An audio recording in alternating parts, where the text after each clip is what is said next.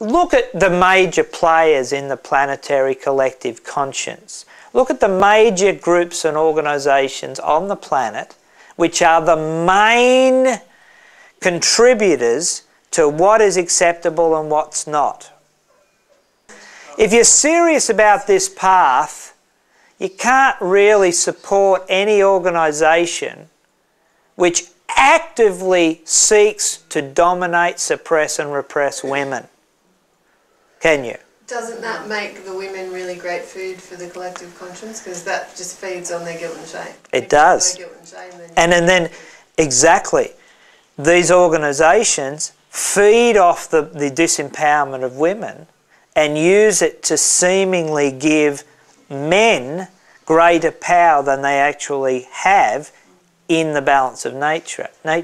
You cannot give your energy to any group, any organisation that actually seeks to suppress men or women. Now beyond that, you can't support anything which has an active culture of discrimination. Beyond that.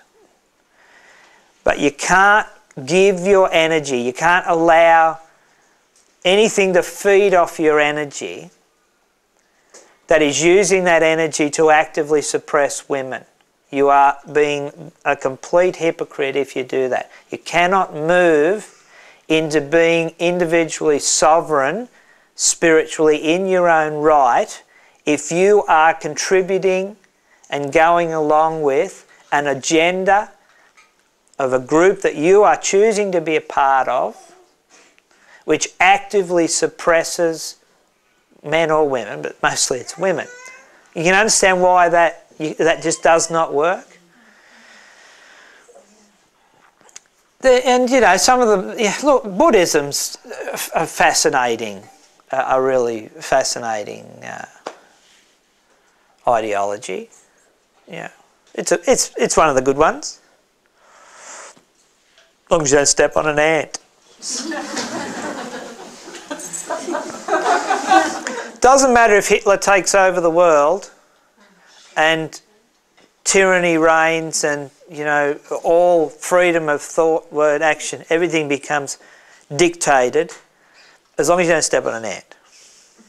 And I know that's taken to a little bit sort of ridiculous, but, you know, and I get the harmlessness thing.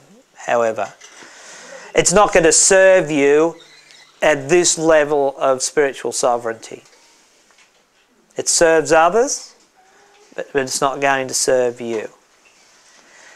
So, if you're going to be cowering under the control of the collective conscience of humanity, which is so created out of dogma and superstition associated with these world's great ideologies,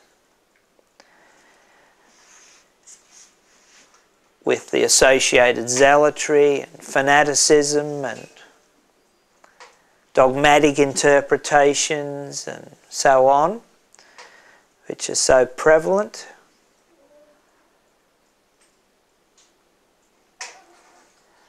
Even in their highest forms, cause you to give your power away to some perceived deity or representative of some deity, then you cannot stand in your own light as spiritually sovereign. So if you really want to be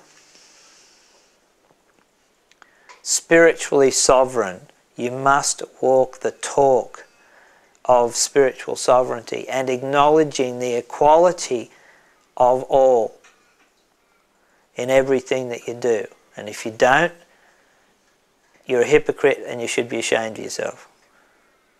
And transmute that, because that will get you out of doing that. I assure you. Whatever you're scared of, which is causing you to hang on to outworn beliefs and ideologies that perhaps you should never have bought into in the first place, you know, it's all a bluff. The sky's not going to fall on your head. You know, there is no hell, there is no heaven. So you can forget all of that nonsense. You have this destiny that you are creating for yourself by the way that you're choosing to align, by the way that you're choosing to use your energy, what you're choosing to contribute to and what you're choosing to feed collectively. You can do a lot better than just being something which is sucked of energy to create the illusion of some sort of all-wise, all-knowing, deity-like empire on earth. You know, haven't we learnt those lessons from the past? I hope we have. So to be in the world yet not of it is the way. And some might feel, well, yeah, you know, I want to be individually sovereign, but I'm going to be being in the heart of the enemy and I'm going to sort it out and heal it. You're not going to do that. How many of you girls have ever entered into a relationship with a guy that you're going to fix? You were martyring yourself and you were going to be his salvation. You were going to be his knight in shining armour, even though he didn't know he needed one. How did that end up working for you? Not well. Never works well. And they just play along with it, you know. And they'll give you some, you know, some clues that perhaps you are getting your own way and they're changing, you know, just to keep the sex on tap. And that's how it was. Of course, you know, there's a huge thing that started about 10 years ago where it's become very fashionable for men to get involved in self-help groups and the New Age movement and so on. And it's just seen to be this great hunting ground for casual sexual relationships.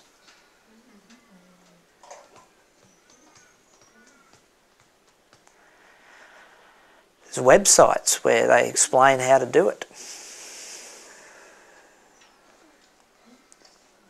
So you've got to be smarter than that. Got to be smarter than that. Fortunately, we still have about 9 to 1 at the moment. Women on the path to men. It is as it is. So to walk the talk and to not give your power to anything which is part of the problem. It's got to be part of the solution. Yeah, it's not wise to you know, to challenge people that are very comfortable being involved in giving their power away to you know, great dogmas. It's, you know, you get annoyed when they're trying to convert you, so, you know, try not to push your opinions as it's perceived onto them. Yeah, you know, it works. It just works both ways. So it's probably not wise to do that. But you do find that as you start to be free of all these, you know, defining restrictive dogmas and beliefs, that people around you start to get interested in. Wow, wow, you're doing that, and the sky didn't fall on your head, and there's no flaming comet falling out of the sky to strike you down. It's like, wow, you know, that's amazing, you know. So, you know, perhaps some people that aren't being served, you know, may see that and then decide that they need to question things as well. Imagine Stephen Hawking. You know who Stephen Hawking is? Yes. Imagine Stephen Hawking sitting down and... well, he's always sitting down, but imagine one of the great minds, scientific minds of the planet. Could be anyone. Sheldon, perhaps. Sitting there under a tree, and a little bird comes along. And, you know, it doesn't matter how intelligent he is or how enlightened he is, how illuminated he is. How successful do you think he's going to be in explaining the physical mysteries of quantum theory to that little bird that's dancing around his feet, you know, looking for its next little seed to eat. How successful do you feel he's going to be in conveying that understanding? And why is that? Yeah, the bird's mind is simply too small to be able to even grasp the need or the interest in understanding that. It's like, what's your problem? You know, where's my next seed? So it's... So just, you know, that would be stupid.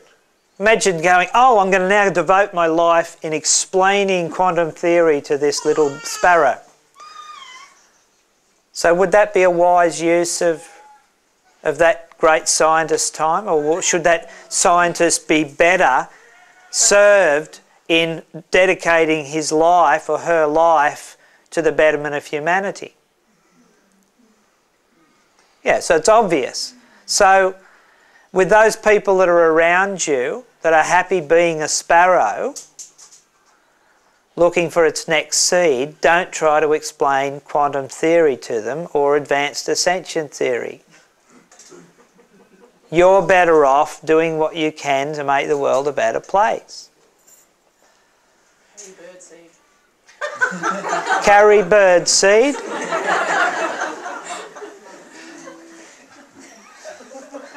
That's very wise, yes. Carry bird seed. And you be content to do what makes your heart sing and let the little birds around you whose minds are too closed and too small, and because they're not ready yet, to do what makes them happy, even if that is ingesting poison and calling it pleasure, because that's their learning and that's their choice. So it's really important to live and let live. That's the other side of you choosing to withdraw from that collective consciousness that thinks it's smart to do really self-destructive things and call it pleasurable. So you have every right to do what you're choosing to do.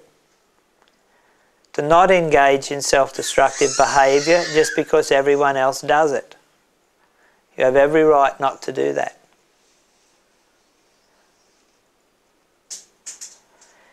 But all of those who do engage in that and are plugged into that collective consciousness which thinks it's clever to do that, may think and call you crazy.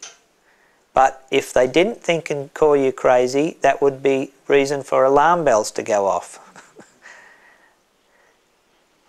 People aren't going to understand what you're doing. You know? Because for most people it's all about pleasure and temporal gratification of the senses, gratification of the ego. Why would you want to spiritualize your ego so that you can bring more spirit here? Why would you want to do that? That's crazy. You know?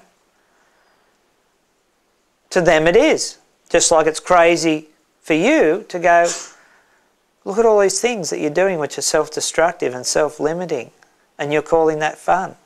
That's crazy. So you've got to learn to agree to disagree. Vitally important to learn to just to agree to disagree. It doesn't matter. You don't need the approval of that little sparrow, that little bird.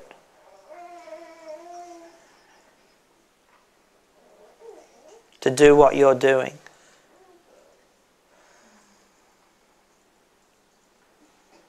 But on the other hand, if you happen to see an eagle on the ground hanging around with a bunch of turkeys making turkey noises, that is about as sad as you can ever find. So that's a different bird scenario. So when you find the eagle flapping around, pretending it's a turkey, thinking it's a turkey, you might want to give it a poke and remind it's an eagle. and remind it too that it is able to fly with you. But in the final analysis, if it's happy, flap it around on the ground, pretending it's a turkey, sad as it is, if that's what it wants to do, you just got to let it do that. Eventually it will get sick of it. So a lot of those turkeys are actually turkeys, just doing their best to exhibit the greatest turkeyness that they can. It's the ones that aren't turkeys, that think they're turkeys, pretending to be turkeys, and are actually miserable in the process, that you may feel inspired to go, hey, do you know you're actually not a turkey, you're actually an eagle and you're meant to be up there soaring, but no one showed you how. That's a different scenario. So you've got to be really clear, because sometimes it's easy to convince ourselves that people around us that we want to come with us on this journey are actually eagles pretending to be turkeys, but they might just be turkeys. But you know, there's a lot of turkeys out there. I know a lot of people who are really advancing on this path, who have people around them who aren't interested in this path, but they're basically just really good-hearted people, and they're really happy to support that person, and they don't need to know anything about it. They don't provide any resistance, and their ego doesn't flare up and get in the road. You know, so it's not like you can only hang out with people that are actively involved in the ascension process, the alchemical process of descending spirit into matter. That's ridiculous. But some people may not be willing to accept the choices that you've made. You need to accept other people's life choices. Some people just will actively oppose everything that you do. Sometimes with the best of intentions, sometimes with extreme malice. So you have to be discerning about the way that you sort those problems out. I say in one of the videos, discernment is vitally important, but you know, self-righteous paranoia, well, that's not smart, and you know, that's not going to get to the bottom of any truth. Nor is it when people close to you are just not happy that you're bettering yourself. They're not happy that you've given up drinking. They're not happy that you're not going in and wasting your energy doing self-destructive things with them anymore. So they start to attack what you're doing, the path that you're on, because they want you to stay in the same level of dysfunction as them. That is just selfishness. It's not love, it's just selfishness. That's a whole different thing. But you know, there's a whole lot of people. You get involved in some sort of an accelerated spiritual growth process which really works, and people around you, they're concerned. They're just concerned for you. They just want to know that you're okay. As long as you don't start acting crazy, as long as you are obviously okay and obviously improving yourself, obviously happier, obviously becoming more functional and more successful in all these areas of your life, then any sane person around you is going to go, oh, she's okay, he's okay, that's good, that's a relief. That's what, you know, what most people, they're just concerned about you. They just want to make sure that you're not doing something stupid. So they just need to have, you know, their concerns allayed. And you don't do that by going into self-righteous justification or trying to convert them, you know. It's like, you know, I'm really happy with what I'm doing. It's making me more successful. It's making me more capable. I'm feeling really empowered. I'm having all these dreams that I feel that I want to work towards, and you know, I'm overcoming my fears, and you know, it's just working really well, you know. And if people around you see that that's the case, then, you know, 99 times out of 100 they'll be fine with that. But if you mope around, you're all serious because, you know, it's the spiritual path, it's all really serious and I can't ever have any fun, and, you know, well, of course people around you are going to be concerned, and so they bloody should be.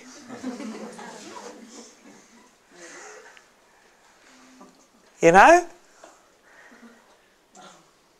So this is about leading, this is about successful people becoming more successful in all areas of their life, particularly spiritual attainment. It's about fully loving and enjoying earth life, fully embracing earth life, but with temperance, with wise restraint and moderation. Now, there's no moderation in alcohol. Alcohol is a poison, right? It's going to destroy your circulatory system. It's going to wreck your nervous system. You can't host a whole bunch of spirit here in this body if you fill it with anaesthetic and poison it all the time. It ain't going to work. You know, even small amounts, it's not good for you. You know.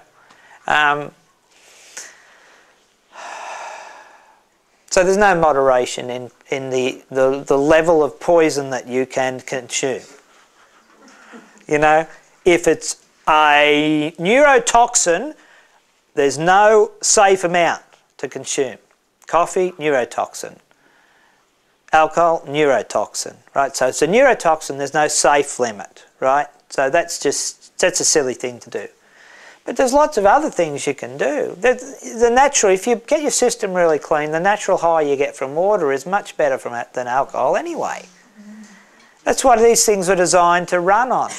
And if you really are, if you're putting generating a lot of ascension energy in your system, and your system is relatively pure, you drink a lot of water, you're stripping a lot of hydrogen out of that water, and the exhilaration that you feel from drinking water is tremendous. It's much better than any chemical high that you could ever experience. So, just reminding you of a few basics. The ego has to allow this process. The ego has to allow this process. That bit of you that you call I is the separate self, which must allow itself to be spiritualized. How's that feeling? Can you feel the possibility of something's opened up for you? Yes. Okay, so that's the seed of this. That's the alchemical seed.